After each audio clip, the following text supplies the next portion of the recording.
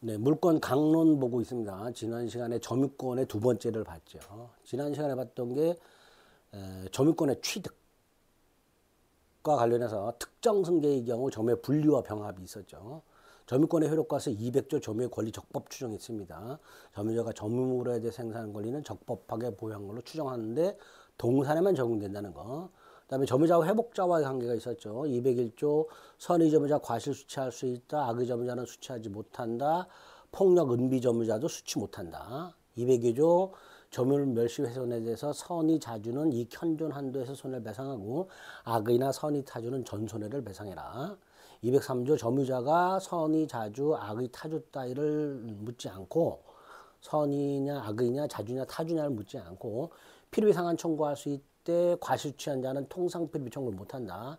유익비는 가액 증가가 현존한 경우에 회복자의 선택에 쫓아 지출액 또는 증가액 상한을 청구할 수 있고 유익비는 법원에 청구해서 상환기한을 허여받을 수 있다. 이런 것들이 비용 상한 청구였습니다. 그 다음에 점유보호청구권이라고 점유가 침탈되었을 때 침탈 당한 날로부터 1년 내에 점유물 반환 및 손해배상 청구할 수 있고요. 침탈이 돼야 되죠. 누구를 상대로? 침탈자, 침탈자의 포괄승계인 침탈자의 악의 특별승계를 상대로 행사한다 그랬고요. 방해를 당했을 때 방해 제거 및 손해배상 청구할 수 있죠. 특히 손해배상 청구는 방해가 종료한 날부터 1년 내 행사되도록 되어 있죠. 204조 1년과 205조 1년 둘 다 출소기간이고 제척기간이라 그랬습니다. 방해당할 염려가 있을 때는 방해 예방 또는 손해배상의 담보를 청구할 수 있도록 되어 있었죠. 마지막으로 208조 본권에서와 점유에서와 본권에서는 서로 영향을 미치지 않고 점유에서는 본권에 관한 이유로 재판하지 못한다. 여기까지가 지난 시간에 했던 내용입니다. 자, 물권강론 두 번째 대단히 중요한 소유권이 나왔습니다. 소유권은요, 딱 나오는 게 정해져 있어요. 소유권 중에 상린관계라는 게 있습니다. 그 상린관계 중에서 조문이, 간단한 조문이 출제가 되는 경우가 있고요. 상린권이라고 상린관계 속에 권리가 몇 개 있는데 그 중에 주의토지통행권이라는 게 나옵니다. 대단히 잘 나옵니다. 주의토지통행권. 그 다음에 소유권 취득과 관련해서 법률 행위로 취득하는 경우와 법률 규정으로 취득하는 경우가 있잖아요. 그 중에 법률 규정에 한 취득 중에서 취득시효라는 게 있습니다. 이거 아주 다릅니다. 무조건 이건 정리하셔야 됩니다. 그리고 무주물 선점, 유실물 습득, 매장물 발견에 한 소유권 취득이 있고요. 첨부에 한 소유권 취득이라는 게 있는데 첨부에 또 세 가지가 있어요. 그 중에 부합에 한 소유권 취득이 있습니다. 이게 또 중요합니다. 그래서 소유권 취득과 관련해서 취득시와 부합을 정리하시면 되고요. 소유권의 효력이라고 해서 소유권에 기초한 물권적 청권이 나옵니다. 그리고 이제 공동소유가 나와요. 공동소유가 세 가지가 있어요. 공유, 합유, 총유. 그 중에 또 공유가 핵심입니다. 그래서 소유권에서는 보통 두 문제 내지 또는 세 문제가 출제가 되는데 반드시 출제된다라고 보는 게 두 가지가 있다. 취득시효하고 공유. 그 다음에 요거보다 조금 떨어지지만 중요한 게 주의토지통행권하고 부합이라는 게 있더라. 뭐 이런 정도를 딱 그 테마, 특정한 테마를 중심으로 공부를 해주시면 됩니다. 먼저 기초적인 거 소유권이 뭐냐? 물건을 완전하게 지배하는 권리가 소유권인데요. 완전하게 지배한다는 게 뭐예요? 사용, 수익, 처분을 다 할 수 있는 거죠. 물권 중에는요, 사용, 수익만 가능한 권리가 있고요. 처분만 가능한 권리가 있어요. 물권 중에. 이런 걸 제한 물권이라고 합니다. 근데 소유권은 다 할 수 있습니다. 그 소유권을 제한하고 있는데요. 특히 법률에 대한 제한이 중요하고 그 중에 상린관계라는 게 중요하다는 거. 이런 식으로만 일단 소유권의 개념과 특징을 확인을 해주시면 됩니다. 자, 그 중에 이제 2번 보면 부동산 소유권의 범위라고 해서 우리 민법이 특이하게도 토지 소유권이 어디까지 효력이 미치는가를 규정해 놨는데 특히 토지라는 게 3차원적으로 이렇게 동서남북 방향으로 범위가 미치는 경우가 있고요. 이걸 이렇게 뒤집어 보면 공간적인 범위가 있을 거 아니에요. 그 중에 이 평면적인 범위는 지죽도 보면 돼요. 지죽도 경계가 있을 거 아니에요. 당연히 거기까지 효력이 미치니까 큰 문제가 없는데 이 상하는 정해져 있지 않단 말이에요. 이 상하와 관련된 규정이 이겁니다. 토지 소유권은 죄송합니다. 이게 자꾸 어디 전선이 안 그랬었는데 뒤에를 좀 다시 잘 꽂아야 될 것 같은데 토지 소유권의 범위 상하가 정당한 이익이 있는 범위 내에서만 상하에 미치도록 하고 있습니다. 정당한 이익이 있는 범위 내에서. 근데 이 정당한 이익이 있는 범위가 지상 몇 미터, 지하 몇 미터가 정해져 있지 않아요. 그래서 구치소 사용에 따라서 판단하는데 여기서 조심할 게 두 가지예요. 하나가 지하수를 포함한 온천수하고요. 미채굴 광물입니다. 요 지하수를 포함하는 온천수하고 미채굴 광물에도 토지 소유권의 효력이 미치는가 요것만 조심하면 되는데 온천수는 지하수의 일종이고 토지의 일부예요. 그러니까 온천수를 포함하는 지하수는 토지 소유권의 객체가 됩니다. 즉 토지 소유권의 효력이 미쳐요. 하지만 미채굴 광물은 광업권의 객체가 되기 때문에 토지 소유권의 효력이 미치지 않는다는 거 뭐 그 정도 기억하시면 되고요. 평면적인 범위는 지적도로 판단한다고 그랬죠. 그래서 공간정보법에 의해서 어떤 토지가 지적도에서 일필지의 토지로 등록이 되면 특별한 사정이 없는 한 그 토지의 소재, 지번, 지목, 지적, 특기 경계 여기까지 토지 소유권의 효력이 미치잖아요. 특별한 사정이 없는 한 이 지적도에 등록됨으로써 특정이 되고 거기까지만 지적도상의 경계까지만 확정이 된다라는 거. 현실 경계와는 상관없이 이게 원칙이라는 거. 민법에서 나오지 않고 2차 가법 부동산 공시법령에서 나와야 되지만 간혹 민법에서도 나오게 됩니다. 토지 소유권의 평면적, 공간적 범위는 지적도상의 경계로 확정이 된다는 거 확인하시면 됩니다. 여기까지는 크게 어렵지 않고요. 조금 중요한 게 상린관계라고 그랬습니다. 자, 상린관계라는 건 서로 상자, 이웃, 린자인데요. 이웃한, 인접한, 이웃한 부동산 소유자 사이에 특히 경계선 부분에서 충돌하잖아요. 그걸 조절할 목적의 법률관계를 상린관계라고 보통 부르게 됩니다. 이 상린관계에는 암기해야 될 조문이 몇 개 있고요. 권리가 몇 개 나와요. 뭐 임지사용 청구권이라든가 생활방해 금지 청구권이라든가 수도동 시설권이라든가 주의토지 통행권이라든가 이런 권리가 나오는데 가끔 출제되는 조문 몇 개는 시험 직전에 암기하시면 충분하니까 미리 볼 필요가 없고요. 권리 중에서 다른 권리는 거의 출제가 안 되니까 신경 쓰지 마시고 이 주의토지 통행권이라는 것만 좀 잘 정리하시면 됩니다. 일단 상린관계는 지금 말씀드렸듯이 인접한 부동산 소유자 사이에 경계선 부분에서 충돌 따위를 대비해서 미리 그걸 조절할 목적으로 마련된 법률관계를 말하는데 나중에 하면요 이게 지역권하고 외형상 굉장히 비슷해요.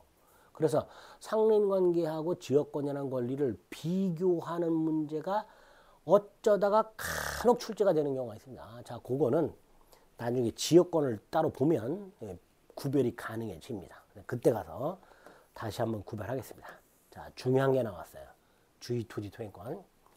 219조와 220조 두 개가 있고요. 219조는 유상통행권이고요. 220조는 무상통행권인데요. 말 그대로 주의토지 통행권은 내가 땅이 있어. 그 땅과 인접한 땅이 있어. 이 인접한 땅을 통행하는 권리를 말하는 거예요. 갑소유 땅이 있고 을소유 땅이 있는데 이게 인접해 있는데 갑이 을소유 땅을 통행하는 권리를 말하는 겁니다. 갑의 입장에서는 너무나 좋은 권리지만 을의 입장에서는 황당하기 그지없는 권리예요.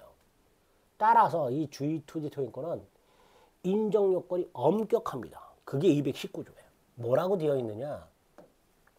어느 토지와 공로와의 사이에, 공로라는 건 일반인의 통행이 허용된 도로를 말합니다. 이렇게 쓰겠죠. 공로. 어느 토지와 공로와의 사이에 그 토지 용도에 필요한 통로가 없는 경우에 라고 되어 있습니다. 이게 첫 번째예요. 자, 어느 토지와 공로와의 사이에 그 토지 용도에 필요한 통로가 없는 경우란 두 가지입니다. 하나가 아예 통로가 없는 경우. 또 하나는 통로가 있지만 제 기능을 못하는 경우, 통로로서의 기능을 못하는 경우, 둘 중에 하나가 되는 거예요. 그래서 두 번째가 이렇게 돼 있어요. 통로가 아예 없다면, 즉 그 땅이 맹지라면 인접한 땅을 통행하지 않으면 공로로 출입할 수가 없게 돼요. 맹지기 때문에. 이게 하나고요. 또 하나가 밑에 거. 통로가 있지만 제 기능을 못해서 인접지를 통행하지 않으면 기존 통로로 통행할 때 비용을 과다하게 요구하는 이런 경우가 있을 수 있다고 그러죠. 통로가 있는데 폭이 좁아. 짜장면을 주문했는데 드론으로 배달을 할 수밖에 없어. 인접지를 통행하지 못하면 드론으로 배달해야 돼. 그럼 짜장면 값이 막 3만 원, 5만 원 막 그래. 비용이 과다하게 든단 말이에요. 요런 경우. 그래서 그런 경우에 그 땅 소유자는 주의 토지를 통행할 수 있어요. 그러니까 갑소유 땅과 을소유 땅이 인접했고 공로가 있는데 갑소유 땅이 만약에 맹지야. 얘는 을소유 땅을 을의 상납 없이 통행할 수 있는 거예요. 그러니까 을의 입장에서 황당하게 그지없단 말이에요. 그래서 두 가지 추가적으로 제한을 가합니다. 을의 손해가 가장 적은 장소와 방법을 택해서 통행해야 되고요. and 을의 손해를 보상하도록 하고 있습니다. 그래서 유상통행권이 되는 거예요. 자, 일단 조문은 이렇게 219조를 만들어 놨는데 그럼에도 불구하고 갑하고 을 사이에는 당연히 다툼이 있을 수 있을 겁니다. 첫째로 통행권이 인정되는가, 언제 인정되는가 여부.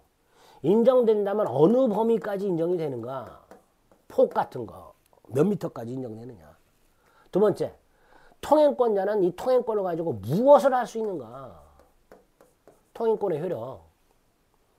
그 다음에 통행권은 천년 만년 유지되냐, 아니다, 소멸하는 경우가 있겠지. 언제 소멸하는가, 이런 것들이 문제가 돼요. 이런 것들이.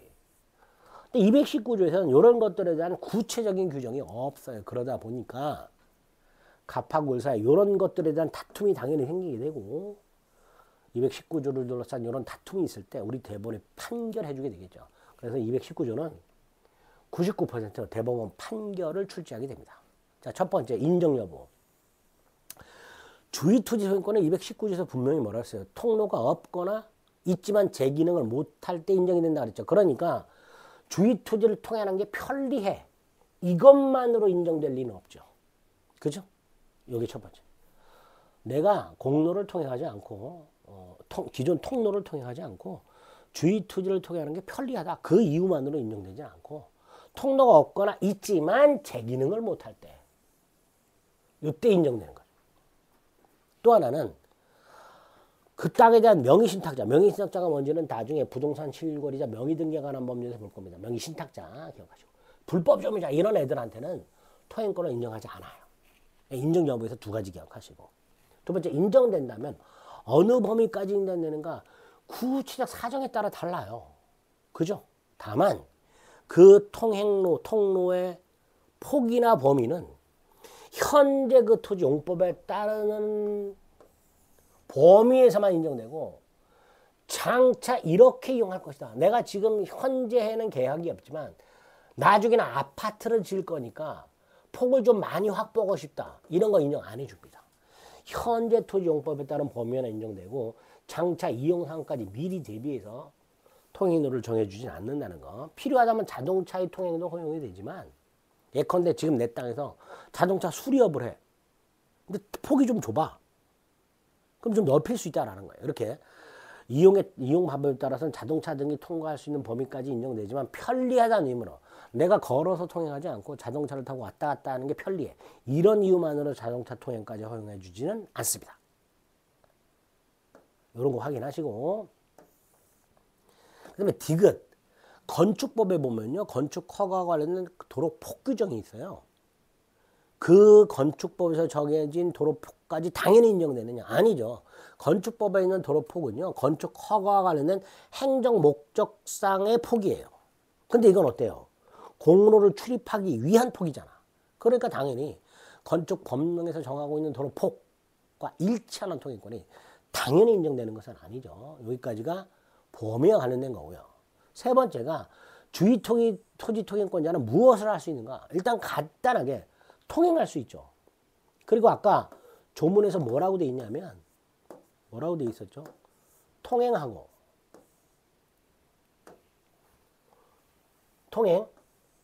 통로 개설을 할 수 있다고 돼 있죠. 그러니까 할 수 있는 게 일단 통행과 통로 개설은 법에 규정이 돼 있어요. 거기에다가 플러스 포장할 수 있느냐? 도로 포장. 대법원이 판결해 줍니다. 할 수 있다.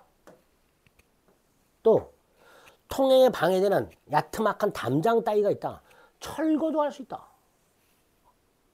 근데 여기서 더 나아가서 그 통행지를 독점 사용할 수 있냐? 이거는 안 된다. 이건 안 된다. 너 보고 통행할 수 있는 권리를 준 거지. 그 통행지를 독점할 수 있는 권리까지 준 건 아니니까 만에 하나 통행권자가 통행지를 독점하고 있다면 당연히 통행지 소유자는 땅을 돌려달라 청구할 수 있다. 이런 판결이 나올 수밖에 없게 됩니다. 이런 것들 통행권자가 무엇을 할 수 있는가와 관련된 이 판례들 이런 것들을 체크해 드리는 걸 위주로 기억하시고 그 다음 통행권은 언제 소멸하는가? 통행권이 필요가 없을 때 소멸하죠. 내가 맹지였는데 옆으로 공로가 개설이 돼서 접하게 됐어. 그럼 당연히 더 이상 통행권이 필요가 없어졌죠. 그래서 포위되었던 맹지가 공로가 개설되고 공로에 접하게 되면 통행권이 필요가 없어졌으니까 그때 소멸하는 거예요. 반면에 아까 보상하라고 돼 있잖아요. 보상 의무를 게을리해서 통행권 소멸하지 않습니다. 보상 의무를 게을리했다는 사실만으로 통행권이 소멸하지 않습니다. 여기서 또 하나 기억할 거. 보상 의무는 누구한테 있어요? 자, 조문 봅니다. 다시. 통행권자가 보상 의무가 있어요. 그러니까 택배 하시는 분들이나 음식 배달하시는 분들 이런 분들은 통행권자가 아니라 통행권자의 허락을 얻어 사실상 통행하는 사람들이죠. 당연히 이런 사람들은 보상 의무가 없게 됩니다. 당연한 거죠. 근데 이런 것들도 출제가 됐어요. 자, 여기 219조 유상통행권과 관련된 대법원 판례들이고요. 자, 요 정도는 여러분들이 꼭 기억을 해 두셔야 됩니다. 그 다음에 220조 무상통행권이 있는데요. 무상통행권은요, 두 가지 경우에 인정이 돼요. 하나가 갑과 을이 공유하던 땅이 있는데 이 공유하던 땅을 나눠요. 그걸 분할이라고 해요. 이렇게 분할을 했어요. 그다음 갑이 소유하고 있는 땅이 있었는데 이걸 쪼개서 일부만 팔아요. 이렇게 공유하던 땅을 쪼개거나 하나의 땅을 나눠서 팔았는데 일부 양도 그 결과 맹지가 생겼어. 맹지. 공로로 통하지 못하는 땅이 생겼어. 이런 경우에 분할의 직접 당사자, 일부 양도의 직접 당사자 사이, 요 사이에서만 보상 의무가 없습니다. 직접 당사자 사이에서만 직접 분할자 상호간, 일부 양도의 직접 당사자 상호간, 요 사람들 사이에서는 보상 의무가 없도록 규정이 되어 있습니다. 그래서 220조는 두 가지 기억하시면 돼요. 보상 의무가 없는 경우가 어떤 경우냐? 공유토지 분할이나 일부 양도했는데 맹지가 생긴 경우하고, 두 번째로 누구 사이에만 보상 의무가 없냐? 직접 당사자 사이에서만 없다.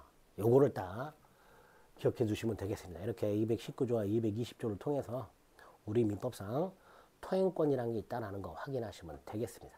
나머지는 안 보셔도 돼요. 그리고 아까 처음에 말씀드렸듯이 몇 가지 조문이 있다고 그랬죠. 경계를 둘러싼 조문, 경계를 넘은 나뭇가지나 뿌리를 어떻게 제거해야 되는가, 경계선 부근에서 건물 따위를 칠 때 어느 정도를 띄워야 되는가, 이런 상린관계 조문 중에서 이런 몇 가지 조문들이 간혹 출제가 되는 경우가 있는데 잘 출제가 안 됩니다. 다만 이 출제가 되는 것 중에서 요거는 좀 미리 봐두시고 나머지는 시험 직전에 보시면 되는데 요거 갑소유 땅과 을수 땅이 인접해 있는데 담이 없어. 담. 이걸 경계표라 그래요. 경계표나 담이라 그러잖아요. 이거를 인접한 부동산 소유자가 공동비용으로 설치할 수 있어요. 이때 공동비용으로 설치하라고 돼 있으니까 양당 자자는 협조 의무가 있는 거예요. 한쪽이 설치하자 하면 상대방은 설치해야 돼. 두 번째, 비용을 어떻게 부담할 것인가. 이 비용을 당사자 간의 합의가 없으면 이렇게 부담해라. 그게 시험 문제 나와요. 여기서 비용이 두 가지입니다. 측량 비용하고 설치 비용인데, 측량 비용은요 면적에 비례해서 부담해요. 면적에 비례해서. 면적에. 반면에 설치 비용은 면적과는 상관없이 반반씩 부담합니다. 요걸 출제합니다. 요거를. 요것만 조심하시면 돼요. 미리 알아두셔야 될 조문은 요거 하나입니다. 나머지 조문들은 시험에 임박해서 제가 체크해 드리는 것만 외워주시면 됩니다. 미리 이거 읽어가지고 외울 필요 없습니다. 그래서 상린관계에서는 상린관계가 뭔지 개념 잡으시고 권리와 관련된 주의투지통행권 219조와 220조 조문과 그 관련된 판례 체크해 드리는 거 암기하시고 조문과 관련해서 요 경계표 설치 비용과 관련된 거 요 정도까지만 확인해 주시면 충분하다. 그 다음에 소유권 취득이 나오고요. 소유권 취득은 두 가지가 있다 그랬죠. 법률행위, 즉 매매 등을 통한 취득과 법률 규정을 통한 취득 등이 있는데 그 중에서 우리 민법이 특별하게 요러한 경우에는 요러한 사람의 소유권을 취득한다라고 규정을 둔 게 있어요. 그 중에서 취득 시효엔 소유권 취득이 대단히 중요하다 그랬죠. 자, 여기서 시효라는 것은 시간이 일정한 시간이 경과했을 때 법이 부여한 효력이에요. 시효라는 건 일정한 시간이 경과했을 때 법이 부여한 효력인데 두 가지가 있어요. 권리자가 권리를 일정 기간 행사하자면 권리를 소멸시키는 소멸시효라는 게 있고요. 반면에 권리자가 아닌 자가 남의 물건을 일정 기간 점유하면 소유권 따위를 취득시켜주는 취득시효 제도라는 게 있습니다. 그 중에 소멸시효는 우리 시험 범위가 아니고 취득시효만 우리 시험 범위에 있습니다. 취득시효만. 그래서 취득시효라는 건 원칙적으로 남의 물건을 동산 또는 부동산을 점유를 한 상태에서 사실상 지배하고 있는 상태에서 물론 이 사실상 지배는 간접 점유를 포함하겠죠. 간접 점유도 점유니까 5년, 10년, 20년 이게 시효 기간이에요. 이게 경과하게 되면 그 물건에 대한 소유권을 취득하는 제도를 취득시효라고 합니다. 갑소유 땅이 있고요. 을소유 땅이 있어요. 경계가 여기야.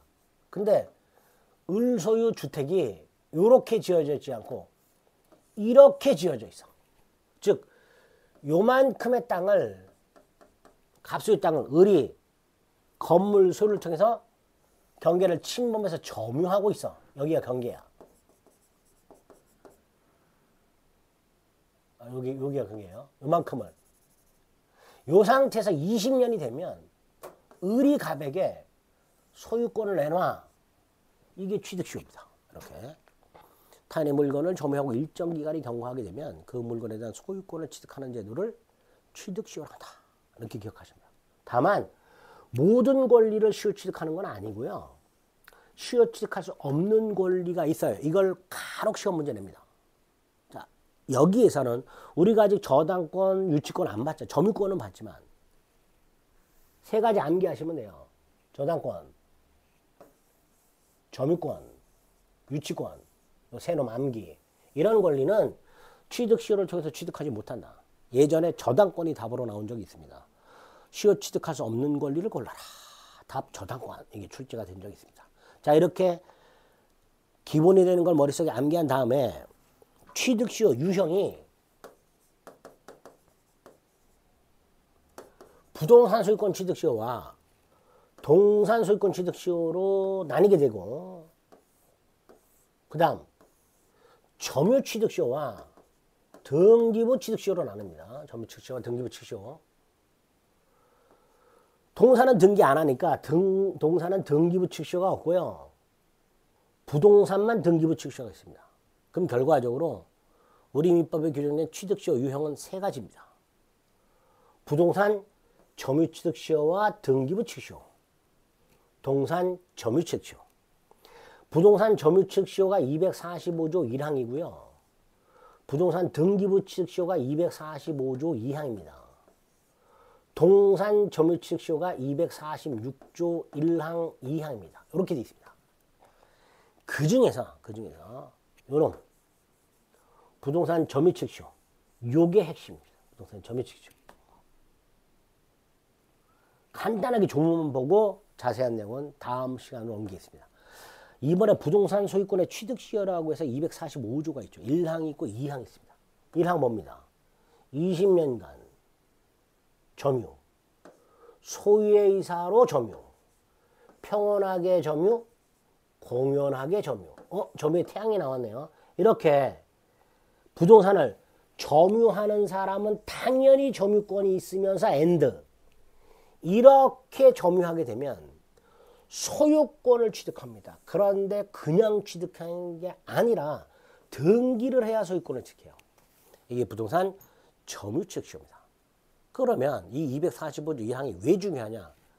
여기서 문제가 생기는 거예요. 갑소유 땅을 예를 들어서 을이 20년을 점유해서 취득시효가 완성됐어요. 점유취득시효가. 바로 소유권을 취득하지 못하고 등기를 해야 되니까 갑에게 이전 등기를 청구한단 말이에요. 이때 갑 순순히 등기를 넘겨줄까요? 안 넘겨줘요. 그러니까 다툼이 생겨. 거기서 더 나아가서 갑이 병한테 팔아버려. 그러니까 다툼이 생기겠죠. 이런 식으로.